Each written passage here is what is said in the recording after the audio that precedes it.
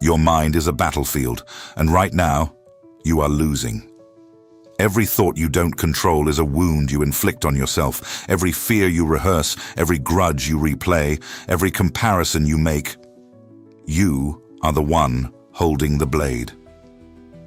By the end of this video, you'll understand 7 brutal truths that one of history's most powerful men used to master his own mind while an empire burned around him. And one of them, the 5th law, will change how you see pain forever.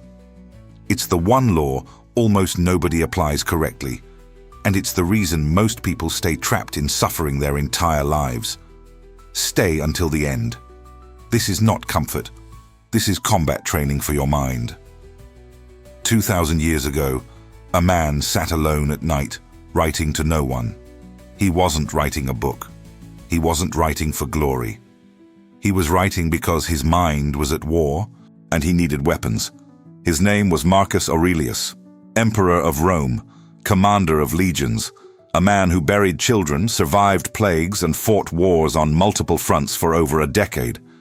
He had more power than almost any human in history, and still, he suffered. Still, his mind attacked him the same way yours attacks you. The difference is, he fought back. Every night, in a war tent or a palace room, he wrote private instructions to himself. Reminders, corrections, weapons against despair. That collection of notes survived 2,000 years. We call it meditations. It was never meant for us. It was meant for him, a soldier fighting the only war that ever truly matters, the war within. What follows are 7 of his sharpest weapons, translated into blunt, modern truth, not motivational noise, discipline. Law 1. You are not your thoughts. Here is the first truth, and it will feel like betrayal the moment you hear it. The thought in your head right now is not you.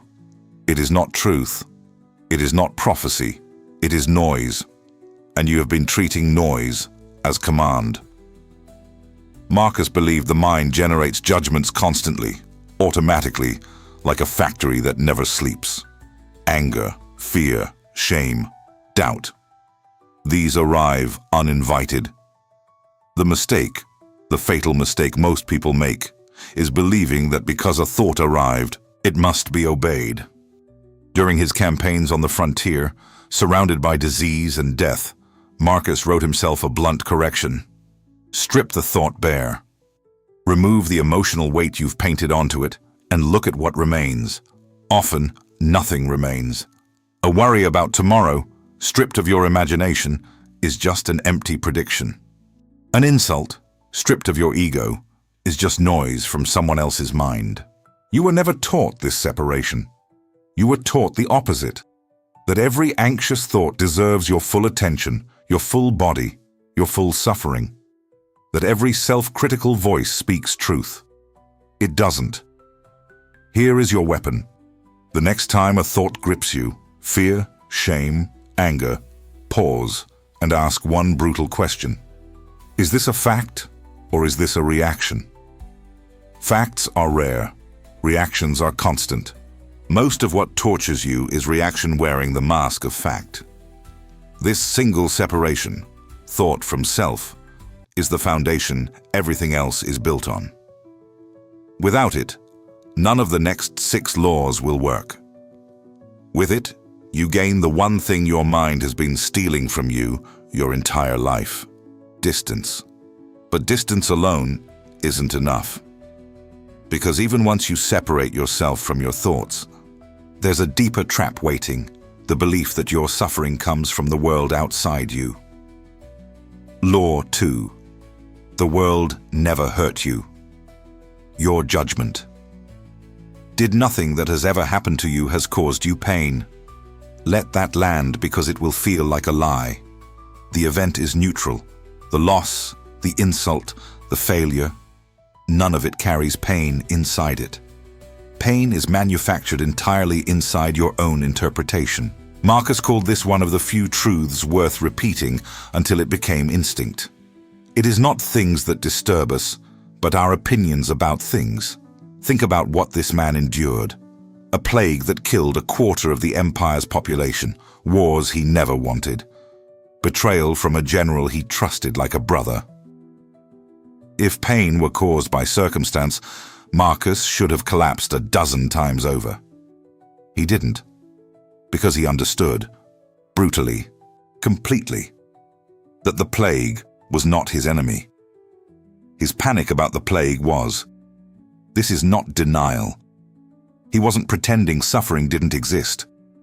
He was locating its true source, not out there, in the world, but in here, in the space between event and reaction.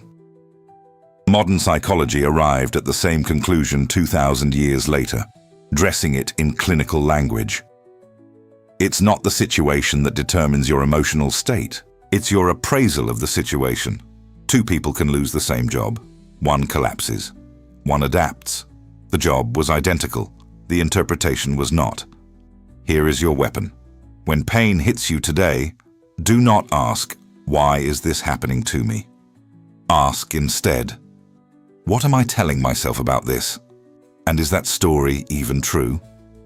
You will find, more often than you expect, that the story is worse than the event.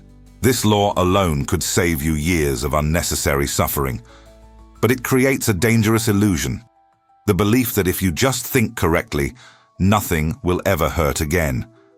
That's not the promise. The promise is smaller and far more powerful. You suffer less, and you suffer on purpose, not by accident. Now here's the problem. Even once you master your judgments about the present, your mind will find a new battlefield, one most people never even realize they're fighting on. Law 3. Stop living in the unlived moment. You are not living right now. You're living in a memory that's already dead, or a future that doesn't exist yet. And this, more than any external circumstance, is the true architecture of your suffering. Marcus wrote to himself constantly about this exact trap. The past, he said, is gone. It has no power except the power you hand it by replaying it. The future hasn't arrived. It has no power except the power you hand it by fearing it. The only moment that actually exists, the only moment you can act within, is the one happening right now, and most people spend almost none of their attention there. Consider his position. A man who buried multiple children could have spent every remaining year of his life drowning in that grief, replaying their faces, their final moments. Instead, he wrote a doctrine of brutal presence. Mourn what must be mourned, then return, fully, to the task in front of you. Not because the grief didn't matter, because staying lost in it served no one, least of all him. Here's what neuroscience has since confirmed. Your brain does not distinguish clearly between a vividly imagined threat and a real one.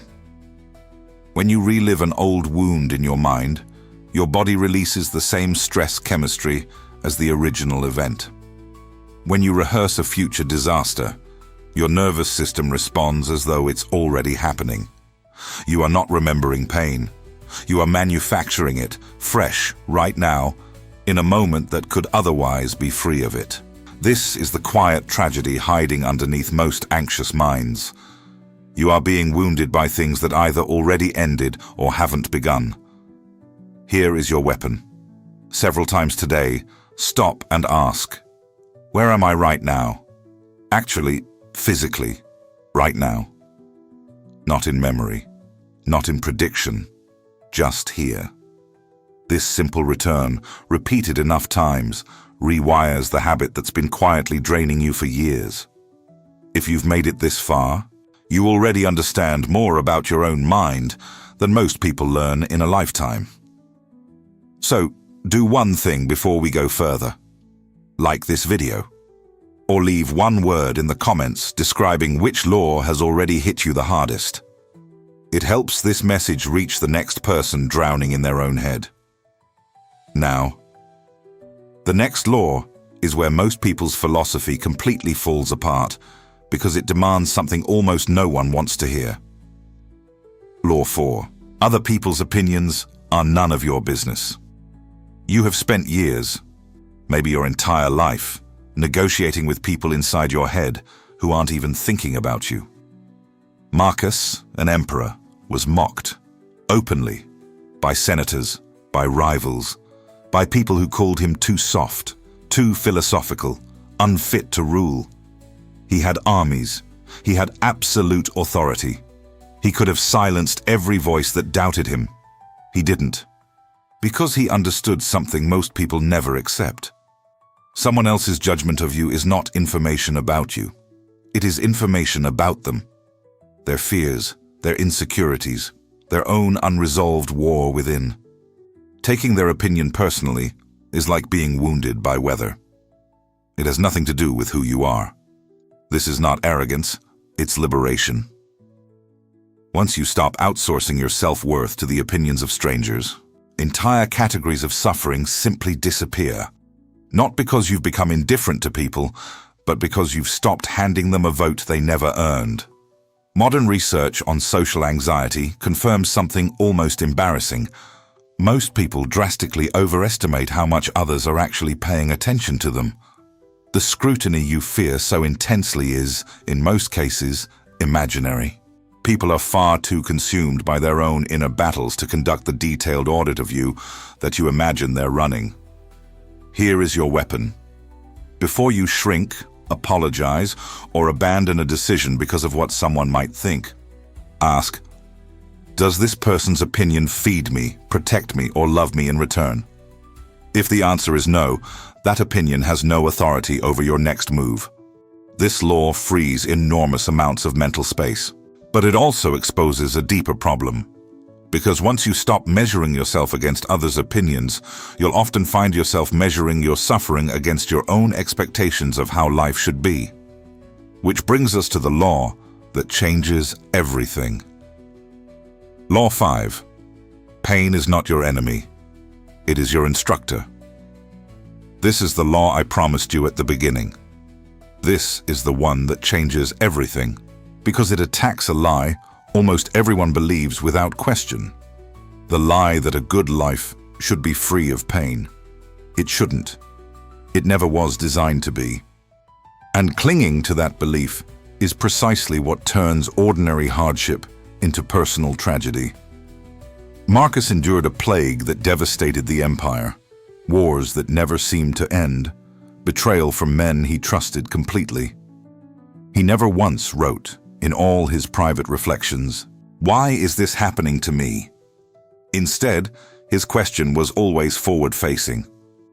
What does this require of me now?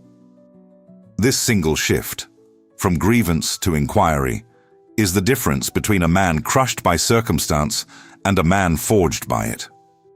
The Stoics had an image for this. An obstacle in your path is not separate from the path. It is the path. Remove the obstacle from the story, and there is no story left to grow from. Consider fire tempering steel. The metal does not become stronger despite the heat. It becomes stronger because of it. Remove the heat, and you have soft, untested metal, comfortable, but useless under pressure. Pain performs the identical function on a human being if, and only if, you let it instruct rather than merely wound you. Modern psychology has documented this precisely, calling it post-traumatic growth. A significant portion of people who endure severe hardship report emerging with deeper meaning, stronger relationships, and greater resilience than before the hardship occurred. Not because suffering is inherently good, because the interpretation of suffering, the meaning assigned to it, determines whether it destroys you or builds you. Here is your weapon, and it is simple to state, brutal to practice. The next time hardship arrives, do not ask what you did to deserve it. Ask what it's here to teach you. Ask what strength it's forging that comfort never could. This is the hinge point of the entire video. Everything before this law prepares you to survive pain without unnecessary suffering. Everything after this law prepares you to use pain as fuel. Because once you stop fearing hardship, an entirely new enemy reveals itself, one hiding in plain sight, disguised as ambition. Law 6. Comparison is a war. You cannot win. There is no version of comparing yourself to others that ends in peace. None. The game itself is broken before you even start playing it. Marcus had access to every luxury the ancient world could offer. Wealth beyond measure. Absolute status.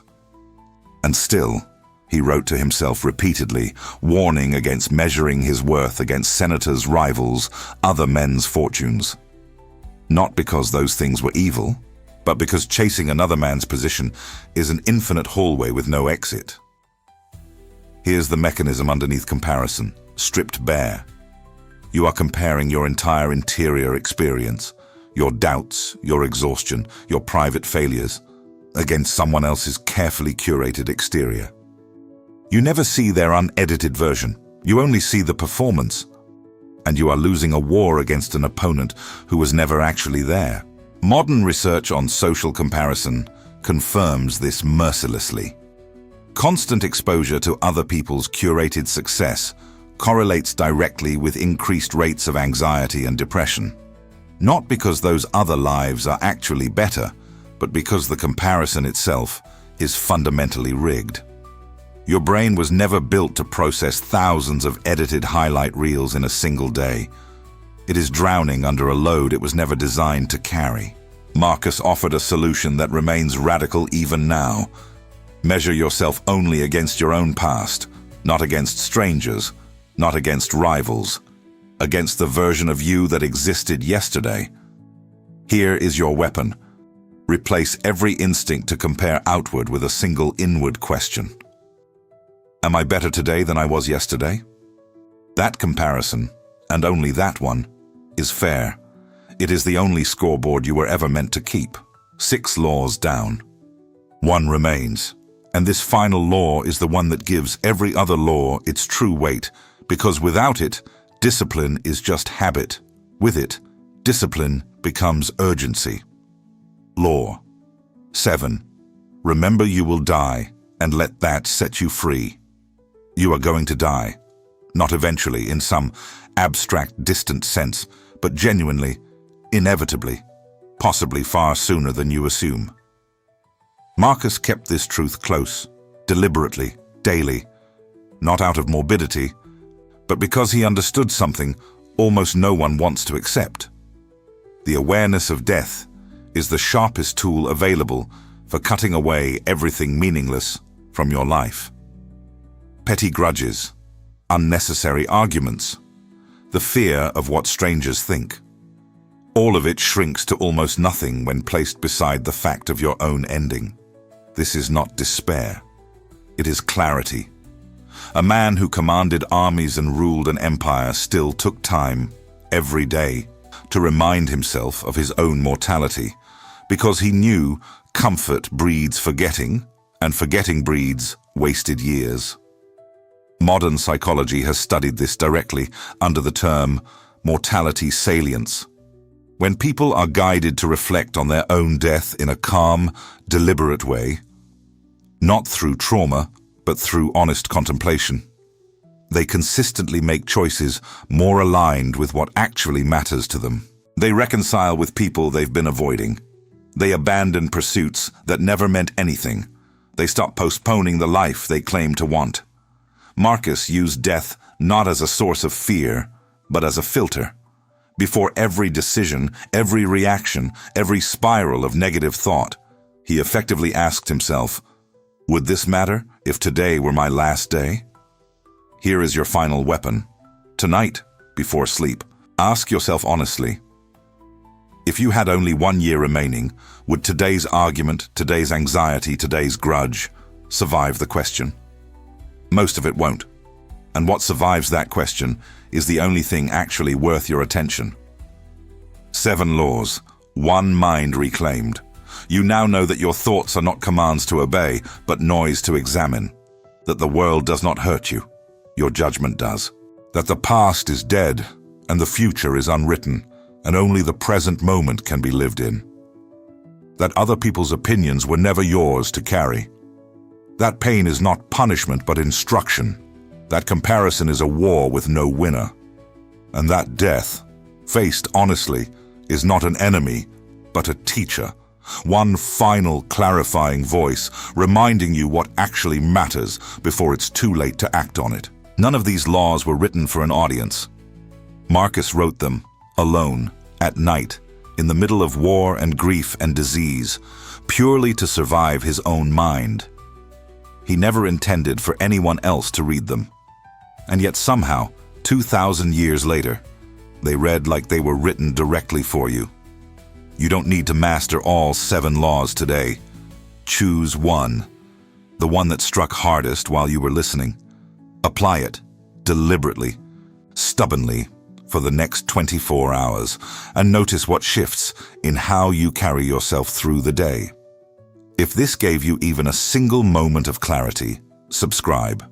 This channel exists to hand you weapons like this one, forged in ancient discipline, built for a modern mind under siege.